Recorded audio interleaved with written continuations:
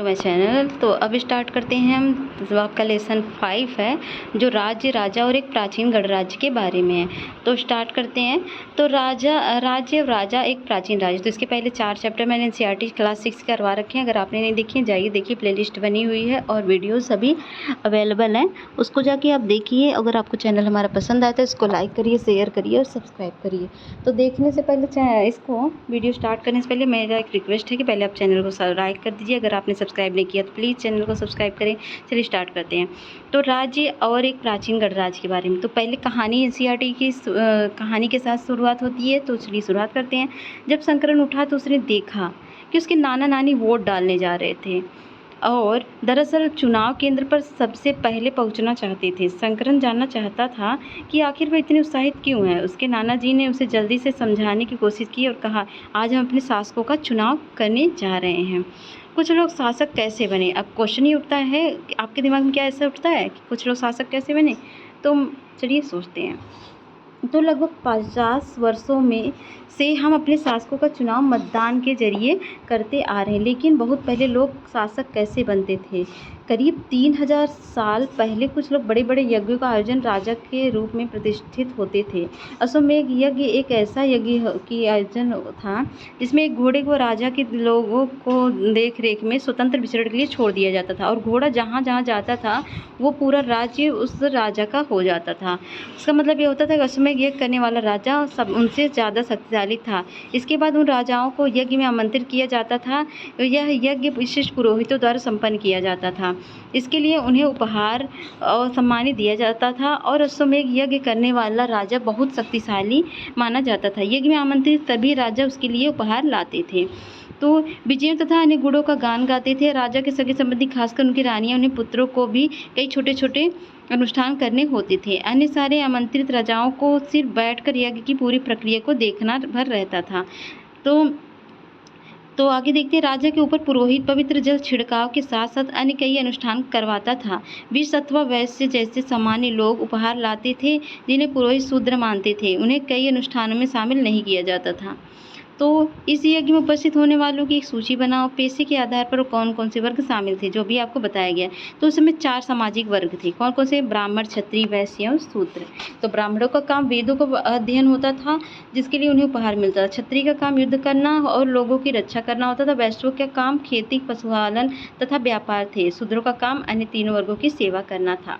तो महायज्ञ को करने वाले राजा अब जन के राजा न होकर जनपदों के राजा माने जाते लगे। जनपद का शाब्दिक अर्थ जन के बसने की जगह होती थी। कुछ महत्वपूर्ण जनपद आपको पृष्ठ 45 मतलब आगे के चैप्टर में देखने को मिलेगा। पुरातत्वविदों ने इन जनपदों की कई बस्तियों की खुदाई की है। दिल्ली में पुराने किला, उत्तर प्रदेश में मेरठ के पास हस्तिनापुर और एटा के पास अतरंजी खेड़ा, इनमें प्रमुख खुदाई से पता चलता है कि लोग झोपड़ियों में रहते थे और मवेशियों तथा अन्य जानवरों को पालते थे। वे चावल, गेहूँ, जौ, धान, गन्ना, तिल तथा सरसों जैसी फसलें उगाते थे। क्या इन सूची में तुम्हें ऐसी फसल का नाम मिला है जिनका उल्लेख अध्याय 3 में हुआ है? तो ऑफकोर्स मिला है। तो लोग मिट्टी के बर्तन भी बनाते थे। इनमें से कुछ धूसर और कुछ लाल रंग के होते थे। इन पुरास्थलों में कुछ विशेष प्रकार के बर्तन मिले जिन्हें चित्रित धूसर पात्र के रूप में जाना जाता है। जैसा कि उनके नाम से यह स्पष्ट है कि बर्तनों पर चित्रकारी की जाती थी। तो महाजनपद क्या थे? तो करीब 2500 साल पहले कुछ जनपद अधिक महत्वपूर्ण हो गए, इन्हें महाजनपद कहा जाने लगा। तो यहाँ पर आप देखेंगे महाजनपद। तो महाजनपद के जो चित्र है यहाँ पर देखिए, गंधार है, झेलम है, तक्षशिला है, चेनाब है, रावी है, ब्यास है, सतलुज है, सिंध है, काबुल है। तो जितने भी दिए गए नाम ये सब क्या है? तो महाजनपद के नाम है। तो वहाँ से कौन कौन सी नदियाँ भी गुजरी ये भी आपको देखने को मिलेगा। तो आगे ऐसा लगता है कि लोगों ने अन्य राजाओं के आक्रमण से डरकर अपनी सुरक्षा के लिए इन किलों का निर्माण किया। कुछ राजा अपनी राजधानी के चारों ओर विशाल, ऊंची और प्रभावशाली दीवार खड़ी कर अपनी समृद्धि और शक्ति का प्रदर्शन भी करते थे। इस तरह किले के अंदर रहने वाले लोगों और उन पर क्षेत्र नियंत्रण करना भी सरल हो गया। इस तरह की विशाल दीवार बनाने के लिए व्यापक योजना की आवश्यकता थी और लाखों लोग की संख्या में ईंटों तथा पत्थरों का इंतजाम करना पड़ता था। हजारों स्त्री पुरुषों तथा बच्चों ने इसके लिए अथक परिश्रम किया होगा। इसके संसाधन की आवश्यकता पड़ती होगी। तो यह देख सकते हैं आप यहाँ। तो अब राजा सेना रखने लगे थे, सिपाहियों को नियमित वेतन देने लगे थे, पूरे साल रखा जाता था। कुछ भुगतान संभवतः आहत सिक्कों के बारे में आप आगे पढ़ेंगे क्या होते हैं, जिन्हें पीट कर बनाया जाता है चद्दरों के रूप में, मतलब छोटे-छोटे सिक्के। और महाजनपदों कर क्या होता है, तो कर पहले जानते हैं। महाजनपदों के राजा विशाल किले बनवाते थे, बड़ी सेना रखते थे, इसलिए उन्हें प्रचुर संसाधन की आवश्यकता होती थी। और संसाधन के लिए जो पैसे होंगे कहाँ से आएंगे, वो कर्मचारियों को वेतन देने के लिए कहाँ से आएंगे। तो महाजनपदों के राजा लोगों के द्वारा समय समय पर लाए गए उपहारों का निर्भर न रहकर अब नियमित रूप से कर वसूलने लगे। पहले तो उनको उपहार मिलता था, उससे काम चलाते थे, अब उनको कर मिलने लगा। तो फसलों पर लगाए गए फसल पर कर लगाए गए, कारीगरों के ऊपर कर लगाए गए, पशुपालकों जानवरों तथा उनके उत्पाद में कर लगाना, और व्यापारियों को सामान पर कर देना पड़ता था। आखेटक संग्राहकों को जंगल से प्राप्त वस्तुएं देनी होती थी। तो कृषि में परिवर्तन, तो इस युग में कृषि के क्षेत्र में 2 परिवर्तन आए। हल के फाल अब लोहे के बनने लगे। तो इसके पहले आपने हड़प्पा सभ्यता में पढ़ा, तो उसमें लकड़ी के हल होते थे, तो अब हल के फाल जो होते हैं लोहे के बनने लगे। अब कठोर जमीन को लकड़ी के फाल की तुलना में लोहे के फाल से आसानी से जोता जा सकता था। इससे फसलों की उपज बढ़ने लगी और धान के पौधों का रोपण शुरू हुआ। तो क्या तुम बता सकते हो राजा इन परिवर्तनों को प्रोत्साहन क्यों देते होंगे? क्यों? ताकि उनसे अनाज हो और अनाज को वो कोषागार में रखें। तो मानचित्र अभी आगे देखेंगे। मगध को ढूंढो। लगभग 200 साल पहले भीतर मगध सबसे महत्वपूर्ण जनपद बन गया। गंगा और सोन जैसी नदियां मगध से होकर जाती थी। अभी आपको फिगर दिखाया गया चित्र, जो यातायात, जल वितरण और जमीन को उपजाऊ बनाने के लिए बहुत महत्वपूर्ण थी। मगध एक हिस्सा जंगलों से भरा था। इन जंगलों में रहने वाले हाथियों को पकड़कर उन्हें प्रशिक्षित कर सेना के काम में लगाया जाता था। इन जंगलों से घर गाड़ियां तथा रथ बनाने की लकड़ी भी मिलते थे। तो मगध में 2 बहुत शक्तिशाली शासक थे। कौन कौन? एक बिंबिसार था और एक अजातशत्रु। बिंबिसार और अजातशत्रु, और अन्य जनपदों को जीतने के लिए हर संभव साधन अपनाते थे। महापद्मनंद और एक और महत्वपूर्ण शासक था। उन्होंने अपने नियंत्रण का क्षेत्र इस महाद्वीप के उत्तर पश्चिमी भाग तक फैला लिया था।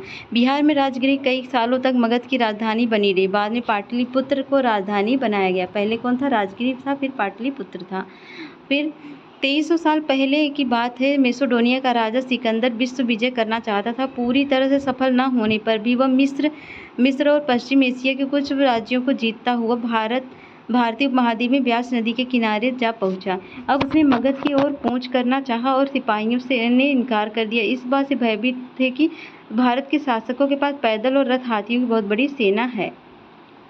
तो वज्जी क्या होता है? तो ये जो छोटे छोटे वर्ड होते हैं ना, पूछते हैं क्वेश्चन में। तो वज्जी होता है, जैसा कि तुमने ऊपर पढ़ा कि मगध एक शक्तिशाली राज्य बन गया, उसके नज़दीक ही वज्जी राज्य था जिसकी राजधानी वैशाली थी, बिहार।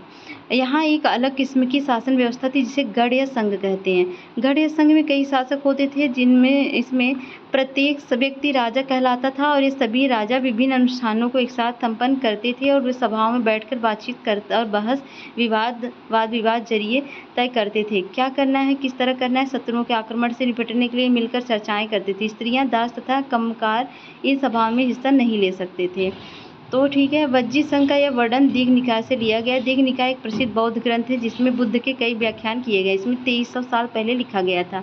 अजातशत्रु के और वज्जी संघ। अजातशत्रु वज्जी संघ पर आक्रमण करना चाहते थे। उन्होंने अपने मंत्री वज्जीसर को बुद्ध के पास सलाह के लिए भेजा। बुद्ध ने उनसे पूछा कि क्या वज्जी सभाएं नियमित रूप से होती हैं तथा उनमें सभी सदस्य उपस्थित होते हैं। तब उन्हें पता चला कि ऐसा होता है। उन्होंने कहा कि वज्जीवासी तब तक उन्नति करते रहेंगे जब तक वे पूर्ण और नियमित भाषाएं करते रहेंगे, आपस में मिलजुल कर काम करते रहेंगे, पारंपरिक नियमों का पालन करते रहेंगे, बड़ों का सम्मान, समर्थन और उनकी बातों पर ध्यान देते रहेंगे, और वज्जी महिलाओं के साथ जोर जबरदस्ती नहीं करेंगे और उन्हें बंधक नहीं बनाएंगे। शहरों तथा गाँवों में चैत्यों का रखरखाव करेंगे। विभिन्न मतावलंबी संतों का सम्मान करेंगे और उनके आने जाने पर कोई रोक नहीं लगाएंगे। तो कई शक्तिशाली राजा इन संघों को जीतना चाहते थे। इसके बावजूद उनका राज्य अब से लगभग 1500 साल पहले तक चलता रहा। तो इसमें देखिए इंपॉर्टेंट क्या है, आप पढ़ लिए हैं। अब पढ़ने के क्वेश्चन इसमें गलत सही क्या, सही है गलत बताओ। इसमें घोड़ों को अपने राज्य से गुजरने की छूट देने वाले राजाओं को एक में आमंत्रित किया जाता था। राजा के ऊपर सारथी पवित्र जल का छिड़काव करता था। क्या सही है? तो पुरातत्वविदों को जनपद की बस्ती में महल मिले हैं। चित्रित धूसर पात्रों में अनाज का रखा जाता था। महाजनपदों में बहुत से नगर किला बनते। देखिए मैंने पढ़ा दिया, लेकिन मैं इस आंसर को एक भी नहीं बताऊंगी क्योंकि इसको आपको कमेंट बॉक्स में बताना है। ठीक है। नीचे दिए गए खानों में से निम्नलिखित शब्दों को भरें। देखिए कमेंट बॉक्स में इसलिए कर रही हूँ ताकि आप क्या है बता मतलब मुझे लगे ना कि आपकी एक्टिविटी सही है, आप एक्टिव हो या नहीं हो, इसे पता चले ना। आर्किटेक्ट, संग्राहक, कृषि, व्यापारी, शिल्पकार, पशुपालक, यहाँ पर आपको खानों में लिखना है। समाज के वे कौन से समूह थे जो गढ़ों की सभा में हिस्सा नहीं ले सकते थे?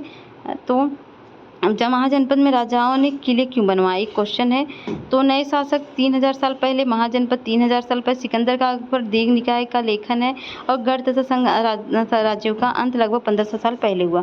तो 5वां क्वेश्चन है, क्या तुम्हारे राज्य में प्राचीन जनपद थे? अगर हाँ तो उनके नाम लिखो, अगर नहीं तो अपने राज्य जो लोग वीडियो देख रहे हैं जो जिनके राज्यों से रिलेटेड जनपद हैं तो उसके नाम आप लिखिए। प्रश्न 3 के उत्तर में बताए गए समूहों में किन किन को आज मतदान का अधिकार प्राप्त है? तो ये खत्म हो गया लेसन। यहीं पे मिलते हैं नेक्स्ट वीडियो में, तब तक के लिए बाय बाय। लेकिन जाने से पहले हमारे चैनल को लाइक शेयर और सब्सक्राइब करिएगा। मिलते हैं नेक्स्ट वीडियो, बाय बाय।